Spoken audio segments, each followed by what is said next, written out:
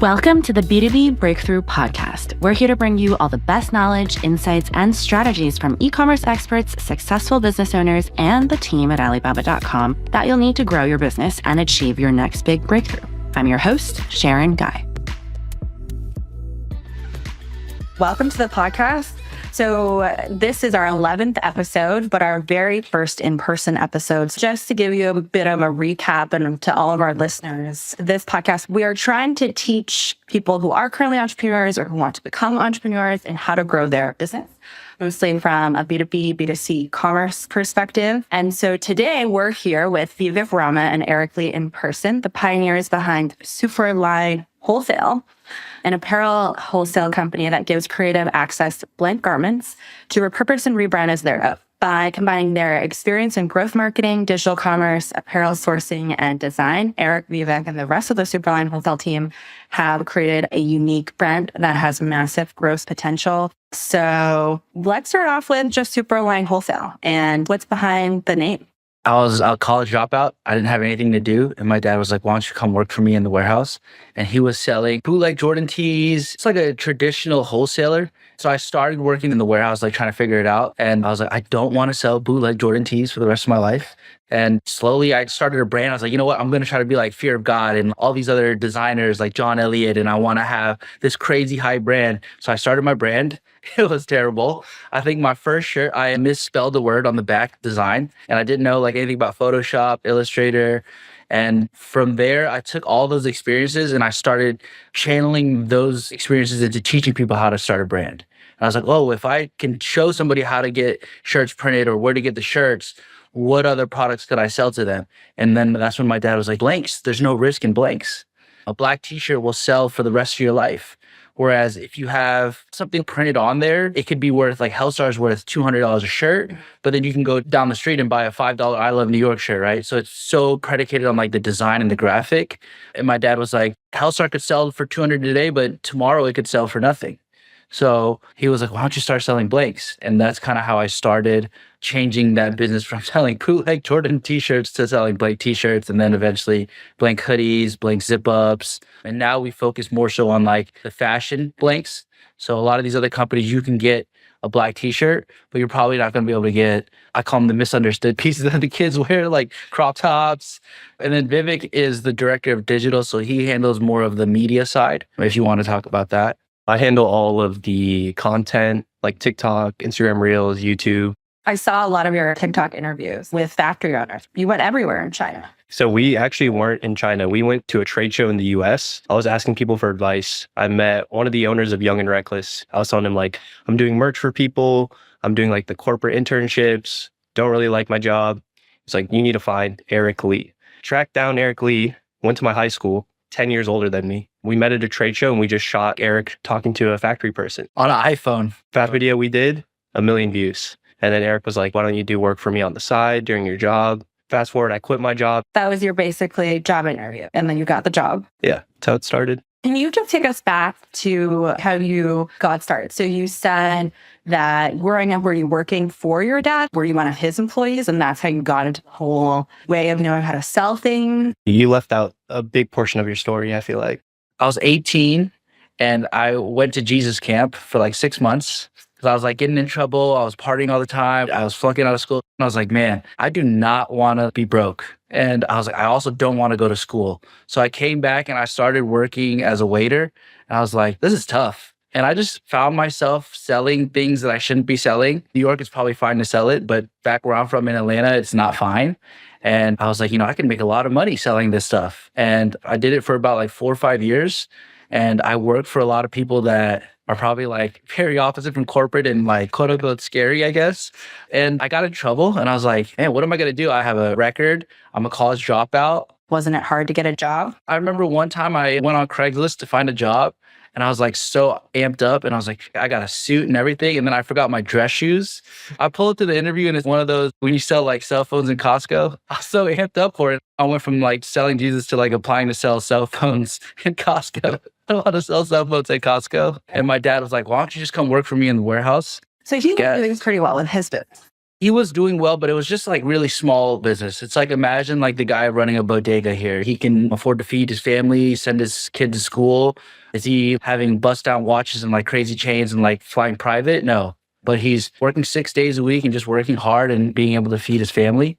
He has a shop. Yeah, it's like a wholesaler. So he would sell to like flea markets. He would sell to mall stores, like the smaller mall stores, chain stores. When you go to like the gas station and they sell you t-shirts, he would sell those shirts to the gas station owner. But he had no social media. They didn't even have a POS system. Everything is like a calculator and paper. He's just a classic immigrant story. Growing up, I had to read the letters that come in the mail because he didn't know, like, what is this? How do I pay this? So he doesn't even really speak English that well. So for him, coming from a different country at age 35, even just being able to do what he's been able to do is an accomplishment. Essentially, he paved the way for me so that I can go and make TikToks. So then you started working for him. And then what were the first couple of days like? Did you just get it because you kind of grew up with it? No, I went through 5 years of terrible. At the time, I was like 22. So all my friends are getting like their corporate gigs where they're making $70,000, $80,000 a year. They're getting to move to whatever city. And I'm sitting in a warehouse making like $12 an hour moving boxes. And I was like, my life is terrible. What would make you want to continue doing that? If it sucks, you want to get out of that place. I lived in my mom's house. I didn't have any money. The highlight of my day was I would come home and eat like 12-piece lemon pepper wings. And I was like, I don't want to live my life like this. That's when I started my brand. I was like, oh, you know what? I'm going to go from being a college dropout to I'm going to be a big brand owner one day. Was it just like a moment that lightning just struck you and then you were like, I'm going to set out on my own brand path? Or was it like a inspirational video that you saw? Because I've definitely heard a lot of these stories where people go through sort of their trenches. Yeah. And then there's like a moment or something that happens and their life just completely swings the other way. Things just come together. They just bounce back. I was on house arrest for a year. The way it works is you can go from 9 to 6 p.m. You can be outside and like you can live your life. But after 6, you have to come home. And it was more of like a gradual step by step. I think a lot of people look for like this one epiphany moment where, oh, I watched a David Goggins video and my life changed and now I'm working out every day. I think it's more so of like waking up every day and making that decision and then just slowly progressing. Like when I was on house arrest, if I want to do this, I need to learn Photoshop. I need to learn Adobe Illustrator. I need to know Premiere Pro. I need to learn about Shopify. So a lot of these things I just sat and I didn't have any other option. Like all my friends were Friday night partying or going out. I had an ankle monitor on. So it's like, I'm trapped inside this house. I have nothing to do. Yeah. Like I might as well learn a new skill. Again, I think the most important thing is it's a day-to-day decision, right? I think a lot of the younger kids out there, they're like, it's one thing. It's a serendipitous moment where like the angels will come down and bless. I don't think it's like that. I think it's actually really ugly. And it's waking up every day and saying, you know what? I don't feel great. I don't feel motivated, but I'm going to still do what I need to do to get to where I want to go. And I think it's an accumulation of that. And then you eventually got out of house arrest and you were able to go to a trade show to meet Vivek. This is the part that's probably gets skipped over is like the most boring part. And then when I met Vivek, I was coming out of figuring it out to where we had 100,000 on Instagram. I was doing months where I was selling over $100,000, starting to have staff, a team. And I was like, this is starting to work. It started to become like a real business where I could afford to pay people and they could live off of that. So the brand shirt was really successful. From a guy coming out of house arrest to making $100,000 a month, that felt like this is actually a thing. It can be something too. And that's kind of when I feel like there was a lot of like good timing was when I met Vivek at a trade show. And I was going to the trade show just to buy more merchandise. And I brought my little brother with me and he was, you should just interview these factories. And then that's when I ran into him. And you were at the trade show for your own reasons too. Yeah, so Your own brand. I started a brand when I was 16. It didn't go anywhere, but I would go to those trade shows. My family is in the retail business. So the trade show has like two parts. There's one part where people with retailers go to buy brands. And then there's a part where all the factories are. So I would go to the trade show. I went for the first time when I was 19. And I basically took my parents' pass and I would go to the factory section. And throughout college, I was like doing merch for people on YouTube. I really like knew what Eric was building and I understood it because I was doing merch for people. I understood the blank space. And then, like you said, it was just perfect timing. I got a job in New York, really didn't like my job because I was working in makeup. Worked at L'Oreal. Yeah, L'Oreal was a great place to work, but I'm into clothes. So then you didn't like the corporate life. But then I guess you were always running your own thing at the same time. Yeah. And then when I came into Eric's business, I had always been using Shopify. I had done like merch drops for people where we had done like 100,000 in one day. And I logged into a Shopify and I was like, what are you doing? I realized he had such a big business, but then there were things that were so obvious that I would be doing if I were him. The shippings, like for example, if somebody ordered one shirt, for some reason it would cost $20 to ship that shirt. Like they were being charged $20. One of the first things I did was like segment his shipping, like 0 to 4 pounds, 4 to 9 pounds, 9 pounds plus. Little things like he wasn't using Slack. He was texting everybody. He was taping poly mailers. I'm like, why are you taping poly mailers? Because I had done all these things on a smaller scale. And then it was just like perfect timing. I had always wanted to own like a big Shopify store. So it was almost like I was living through what he built. His business was already there. Right now on Instagram, we have 850,000. He had already built it up to 100,000. So it sounds like you are like the marketing guru because you obviously know how to build a brand that speaks to people. I'd say I learned a lot of marketing from him too. I think I'm more of a sales guy. I sell. I think we're both marketers, but I learned a lot of technical hard skills too, like video editing. Eric is really, really good at sales. Like you said, like being the character. And then I was really good at just optimizing what he already had. Like, oh, we should edit it this way. And then it just helped in the long run. Also, was it the same brand that you built or are these like interchanging? Is that one brand called Superline? We've been trying to figure it out. We had a brand where it was a blanks brand, like Solid Basics, that sold within Superline, the distributor. But last 2 years, we kind of ditched everything. We're just focusing just on Superline. And what it is essentially is we just sell blanks. Blank t-shirts, blank hoodies, blank hats. And the audience that buys our stuff is people that want to rebrand it With their own brand. Yeah, whether it's a clothing brand or even like gyms that need merch. We have tattoo artists, we have music producers, rappers for the record labels. So we sell other blank companies, but then we also have our own in-house brand that we manufacture as well. But the side of the business that's bigger is the more wholesale. So that's what we blew up off of, is we're in the middle of both worlds. So most of the other wholesalers out here, they require like, you got to have this paperwork, you got to hit this minimum. And essentially they only want to work with like the corporate companies of the world. When Coca-Cola gets uniforms or employee uniforms, that's the audience that they want to go for. They don't really want to pick up the phone for the, hey, I'm a 16-year-old kid, I want to start a clothing brand. That's our core audience. And out of there are millions of 16-year-old kids who don't make clothing brands. And then there are some that really succeed and they make a living off of it. And they buy Lamborghinis and chains. So we have everybody in between, but that's really our core audience. It's not so much the Coca-Colas or the corporate companies. You're basically saying anybody who's walking a non-traditional path. Yeah. You know, when you walk outside and you're like, why are you wearing that? Like the craziest stuff, right? That's where a lot of the fashion stems from too, you know, like even how corporate people dress, those kids are the ones that set the tone and then the trends kind of follow after that. So that's our audience.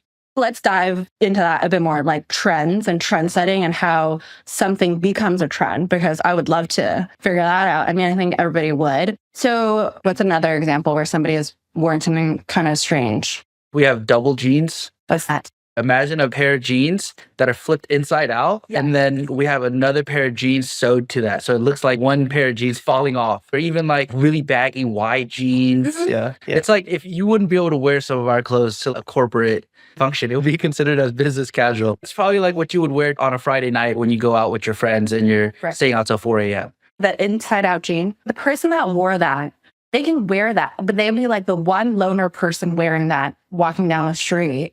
And if everybody else is like, this person is just freaking weird, then that's something that doesn't take off. So not everything that is avant-garde does take off. I agree. But if we look at the macro picture, at what points do you think somebody does do that and it does take off versus not? I think like Virgil is like a perfect example. Because there's a guy that wore the double jeans and he's just so misunderstood that he's not even on earth. It won't ever connect to regular people in everyday society. But I think in that world, there are people that can go from that misunderstood to back to understood and communicate that and take reference points from there and maybe not go so crazy with the products. You have to be like in the middle, be a little different, but like not too much. Yeah. What do you think? It's like taking that jean and making it more mainstream. So like toning it down a little. I think for us, when we see a bunch of clothing brands starting to use like that specific garment, we're like, oh, this is going to go. If you want to talk about like the 2-panel tee, I think that's a perfect example. Oh, yeah. So we made a 2-panel tee where essentially, you know, a shirt has a front, a back, and then a sleeve. Well, the 2-panel tee is just the front and the back. There's no sleeves. Like a vest? Not a vest. So it's just like a regular shirt, but There's no Oh, I see. panel. Oh, Yeah. that's called a 2-pound tee. Okay. Yeah. Stuff like that is I feel like the misunderstoods first. They're like super boxy and like it almost looks like a cape, but we kind of dumbed it down to make it look like a regular shirt a little bit. I think that's where the trends live. And So you went to this trade show first prior to meeting Alibaba.com. When did Alibaba.com come into the picture? So when I first got into like this space and I was starting a brand, the first place I went to was Alibaba. We went to a convention last weekend in Atlanta and we were interviewing these brand owners and we were like, how'd you make this? One guy was like, Alibaba. He went on this whole spiel about how you should use Alibaba. And that's how I got into sourcing. And then I think after Alibaba, that's when I started going to like trade shows. Who was the first manufacturer that you bought from? I don't remember the name, but it was like some factory in Pakistan. It didn't go well. what did you make? I made hoodies with like a chain as like the drawstring. And then we found another factory on Alibaba and that factory was good. I did a lot of packaging stuff on Alibaba as well, like custom poly mailers, custom boxes. How do you use that platform today?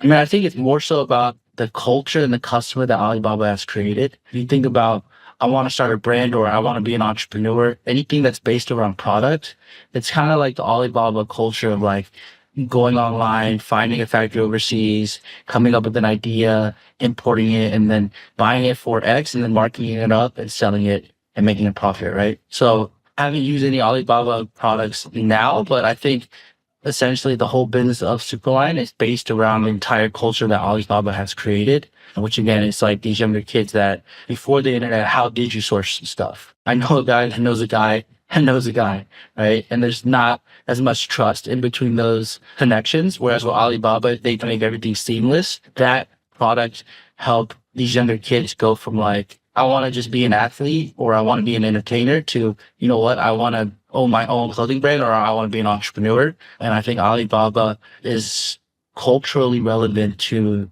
entrepreneurship and entrepreneurs. And it's really important for the kids who like can't go to these trade shows. We went to Co-Create and we were talking to some of the factories there.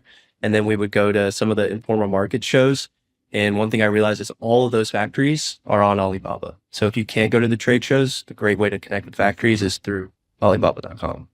If so much of what you're doing now is other people coming to you, like your product has to not break. The seams have to never, come together. Like the quality has to be there for everyone to come to you for that. Did you have to go through a lot to dig to that supplier or manufacturer to like find that perfect white t-shirt that will stand through time and quality and just like the QA test from all these other brands? What's funny is we actually got a shipment of hoodies the other day that rip. They're sulfur dyed, so they're like damaged. I'm sure the people at Louis Vuitton and like those higher end stores, they have better quality control. With us, we're on the lower end. We're selling wholesale. We're trying to hit a certain price point. It's not always pretty, and every product isn't always perfect. But at least for our business and the market that we're in, it's more so about just pushing through. And I think the most important thing is having a relationship with your factory, letting them know you sold me faulty stuff and working out a middle ground and a solution. What helps with that is if you don't have a connection or a relationship with the factory, it's really hard for you to meet another factory online and have that trust. Whereas Alibaba kind of vets that entire process for you.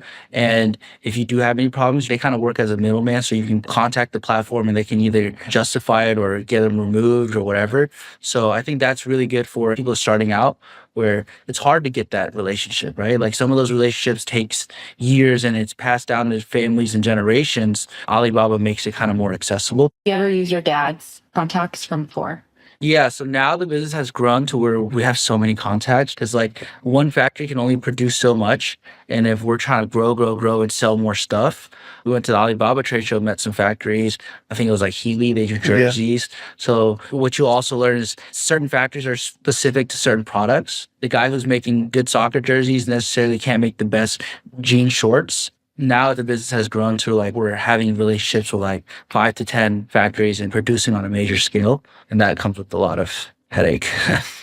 Did you ever go to China to visit these factories? I did. I went when I was starting out. I didn't have a lot of money. I learned in my prior business, if you want to get good margins, you got to go to the source. So I hopped on like a 14-hour plane ride, 6-hour train ride. What year was that? I gotta say, it was maybe 5-6 years ago. Before the pandemic. Yeah, before the pandemic. We could actually go into China. Yeah, it was crazy. Well, Alibaba, you could skip all that. What city were you in? I went to Guangzhou, and then I went from there to, I don't know where it was, but it was where the factory actually was. And that was like a 6-hour train ride there. And it's just like an entirely different life. Going out to New York and then going somewhere to there is like a night and day. I saw a lot of your videos where I think somebody was making a sweatshirt and then you were parsing out like, this is the sleeve for the sweatshirt. Were those pieces of footage taken from China? Yeah, so our most viral video, well, actually, we have a video more viral than that now. But at the time, it hit 10 million views. It was like our most viral thing.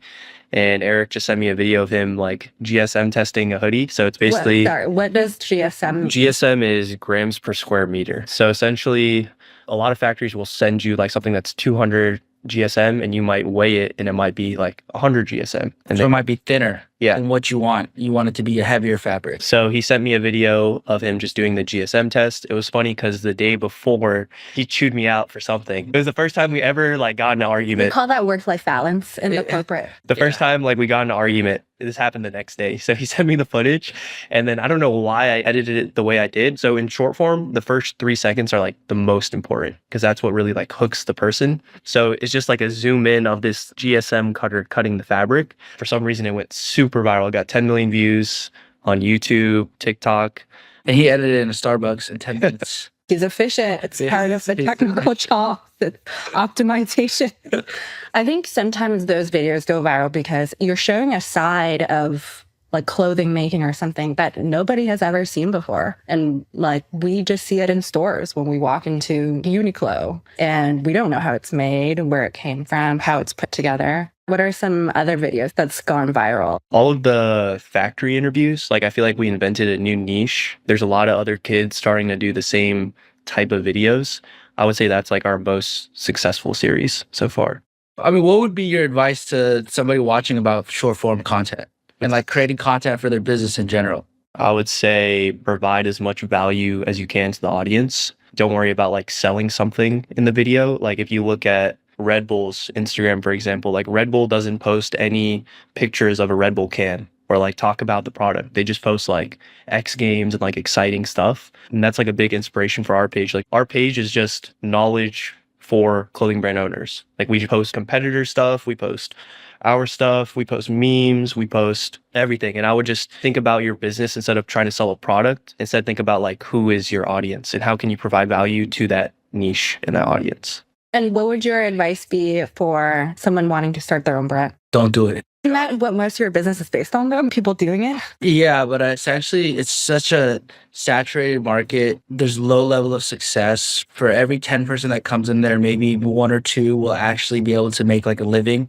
And out of those 1 or 2, like maybe 1 will be able to buy a Maybach. Maybe not everybody's goal is to do that, but maybe some of their goal is just to grow to somewhere where they're not making 100K a month, but maybe 10, 20K a month, just be able to live off. I think that's another reason why our page does so well is Eric's persona and just how he is before I was even working at Superline, I saw a video and he literally said that he was like 9 out of 10 of you that buy stuff from us are not going to succeed. And that's what makes people love us even more because he's just like real. I agree. That might not be everyone's goal. I just look at things through the lens of like what I want in life, I guess. But I do agree. I think there are customers that come in, for them, it is a hobby. It is a way for them to work their 9 to 5 and then after work be able to create something and have like creative output. So I understand that. It's the same way as somebody making music. Not everyone that makes music wants to be Elvis Presley. Some people just want to make music. It's like a therapeutic thing for them. So I think that's the same with clothes. Brand building is such a complicated, vast thing. Would you cut it down into a couple of pillars that people have to concentrate on to build their own brand? And if so, what would those be? I think you just got to care about what you're doing and find a reason for why people need what you're doing. Find your why. You say that a lot. I think if your why is like, hey, I just want to make a lot of money, I think at some point you're going to sell out or you're going to burn out. You're not going to be able to push through. But if you have a purpose and a reason why, and then that reason resonates with other people, I think that's kind of the start of a brand. I mean, if you look at brands like Louis Vuitton, Chanel, it's like that bag resonates with so many people.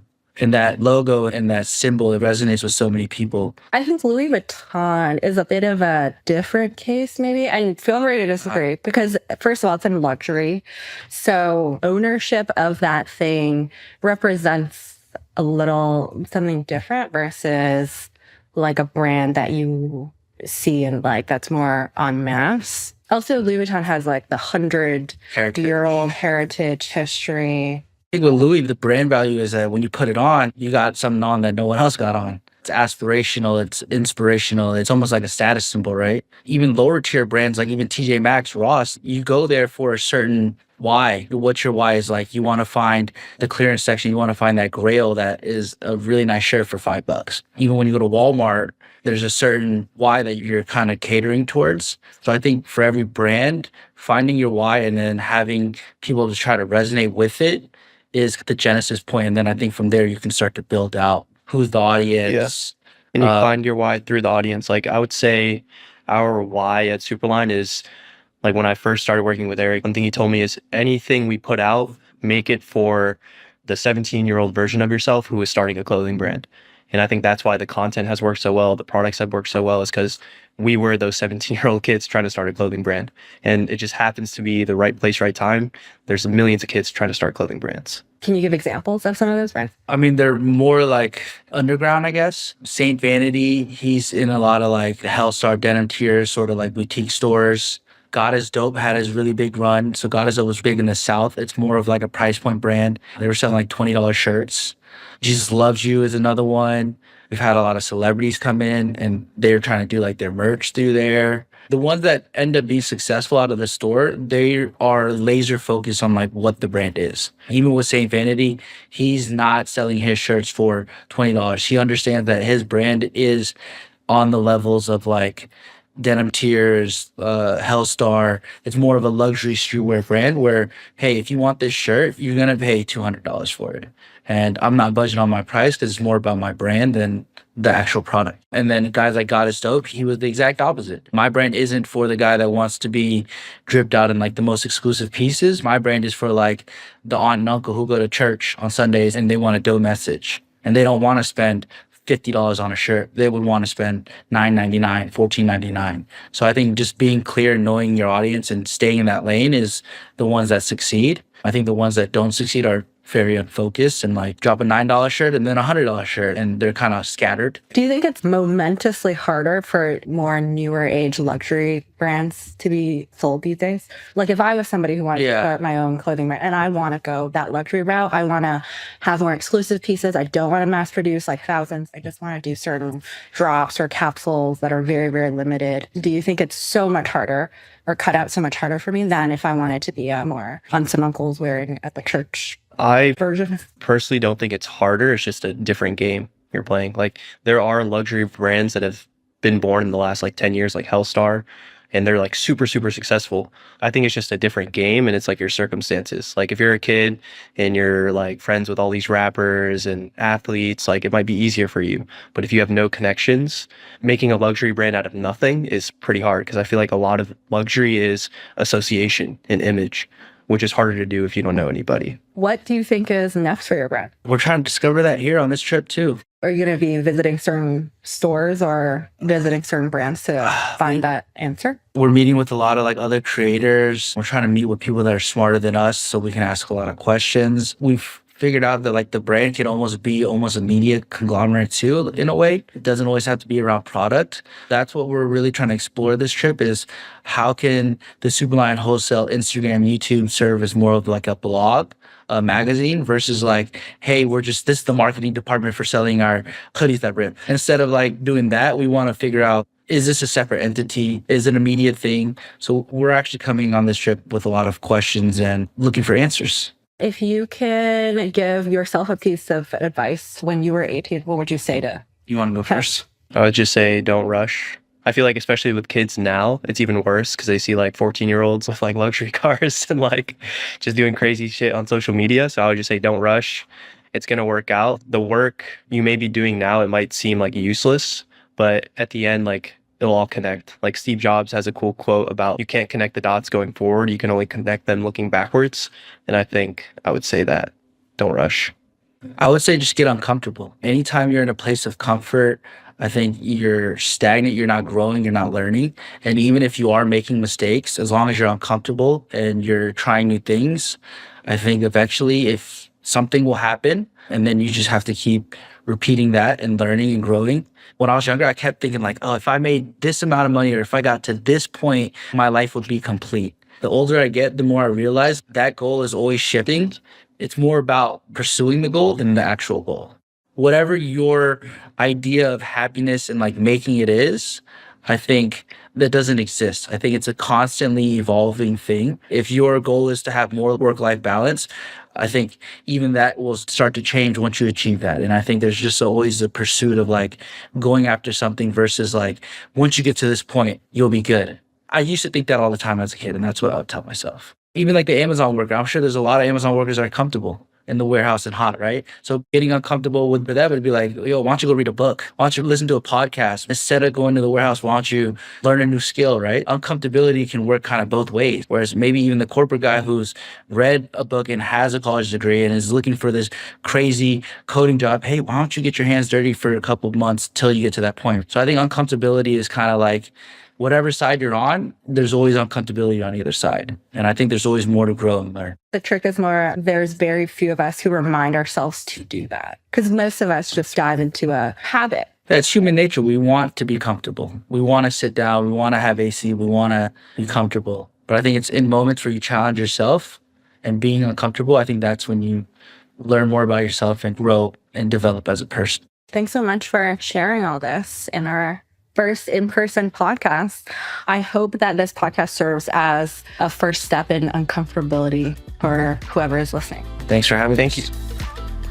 B2B Breakthrough is produced by Alibaba.com. To find out how Alibaba.com is empowering its customers with the tools, services, and resources they need to grow their businesses, visit Alibaba.com.